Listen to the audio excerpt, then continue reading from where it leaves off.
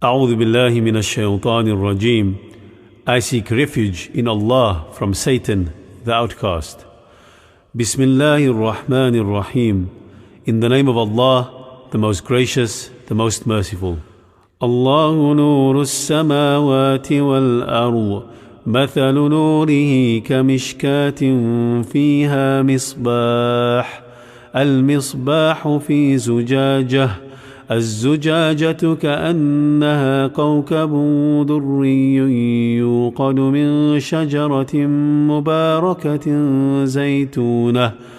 مباركة زيتونة لا شرقية ولا غربية يكاد زيتها يضيء ولو لم تمسسه نار نور على نور يهدي الله لنوره من يشاء ويضرب الله الأمثال للناس والله بكل شيء عليم.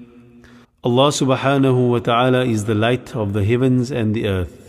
His light is similar to that of a concave sphere, behind which is a lamp. This lamp is placed inside a glass vessel. The glass shines brilliantly bright, like that of a pearl-like star. Its fuel derived from the oil of the blessed olive tree, that is neither from the east nor the west. Its oil is almost self-radiating, needing not fire to ignite it. Light upon light, Allah subhanahu wa ta'ala guides to His light whomsoever He wills. Your Lord provides these parables for those who seek understanding, and surely only Allah subhanahu wa ta'ala has perfect knowledge of all things. The Holy Quran, chapter 24, verse 25. This verse of the Holy Quran, known as the verse of light, is as beautiful in its recitation as it is powerful in its meaning. Contained within the single verse, Allah subhanahu wa ta'ala displays the vastness of His knowledge, the intimacy of His mercy, and the magnificence of His splendor.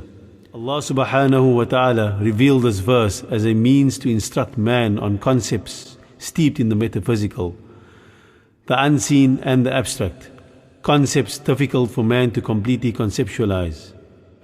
Naturally, the verse has been analyzed, discussed and debated by religious scholars, secular academics and Sufi mystics ever since Allah blessed the Ummah of Prophet Muhammad sallallahu alaihi wasallam with the revelation of the glorious Quran. As Muslims, we know that Islam and our beloved Prophet Muhammad sallallahu alaihi wasallam encourage the pursuit of knowledge, yet we also accept the absolute truth and all-encompassing knowledge lies with Allah subhanahu wa ta'ala and Him alone. Allah subhanahu wa ta'ala says in Surah Alaq, Bismillahir Rahmanir Rahim. اقرأ وربك الأكرم الذي علم بالقلم علم الإنسان ما لم يعلم. In the name of Allah, the most gracious, the most merciful. Recite, and your Lord is the most generous, who taught by the pen, taught man which he knew not. The Holy Quran, chapter 96, verses 3 to 5. As Creator, Allah subhanahu wa ta'ala knows and understands fully His creation. Having gifted man above all creation with the ability to think, Allah subhanahu wa ta'ala knows best the limitations of man's intellect.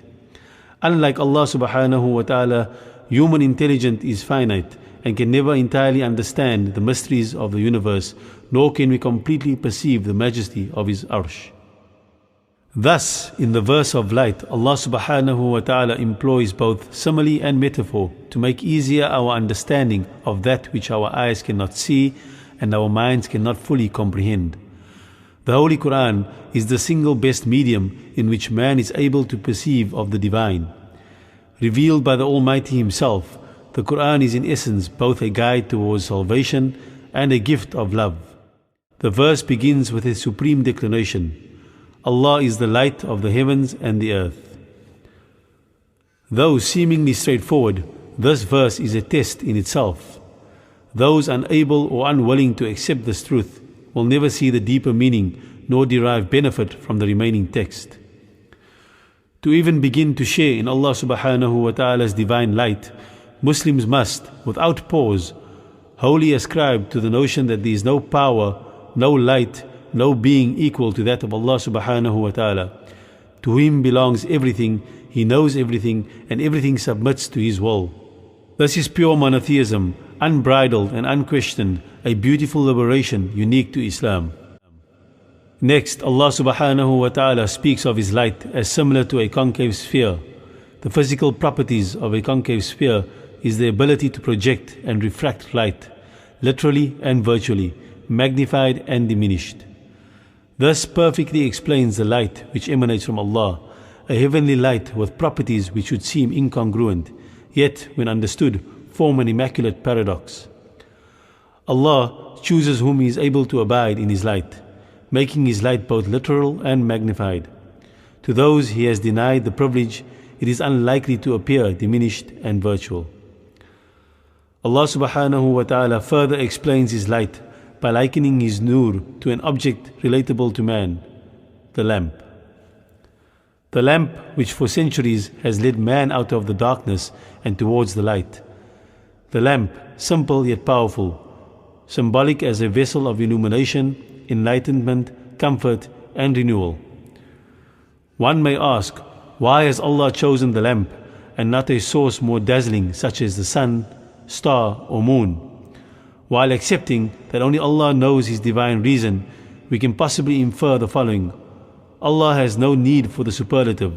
The first ayah makes clear His power and reach. Additionally, the sun, moon and stars are all creations of Allah subhanahu wa ta'ala and provide light to all His creation. A lamp provides light to its holder. Like the lamp, Allah's light is a mercy, a treasure to be cherished once found.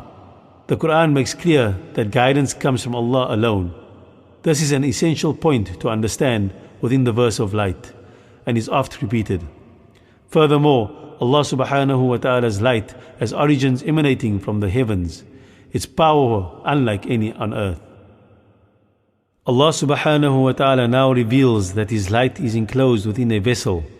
The vessel, a glass, brilliant and beautiful, like that of a pearl-like star. Glass is both protective and attractive, dazzling and practical, used to hold water. A delicate substance which can also wield tremendous power. Water, the essence of life, a life-giving nectar bestowed by the Divine to regenerate and revive the weak and the weary. In using the word glass, Allah subhanahu wa ta'ala is declaring that those admitted into His light will be blessed with a divine protection, impenetrable by worldly forces.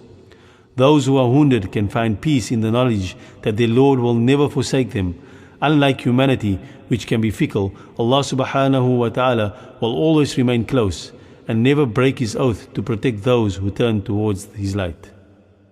Allah subhanahu wa ta'ala proceeds to explain that this light, though requiring no fuel, is still kept nigh by the oil produced by the olive, an oil neither from the east nor the west. Allah subhanahu wa ta'ala, He who is most just, equalizes the playing field, giving dominion of such blessed guidance to no specific people or region, but only those whose hearts are pure and who believe without question. Allah further describes His light as requiring no fire. His light is self-sufficient, requiring no external force to keep it blazing, nor is it in any way destructive as fire can be. The verse closes with light upon light. His light is absolute, without limit or boundary. It is also a light which supersedes all other forms of light, man-made or the natural world. Thus, most beautiful of Quranic verses ends where it began, declaring unequivocally that Allah subhanahu wa ta'ala is all-knowing and the ultimate arbiter of man's fate. May Allah subhanahu wa ta'ala guide each and every one of us towards the magnificence of His light. Ameen.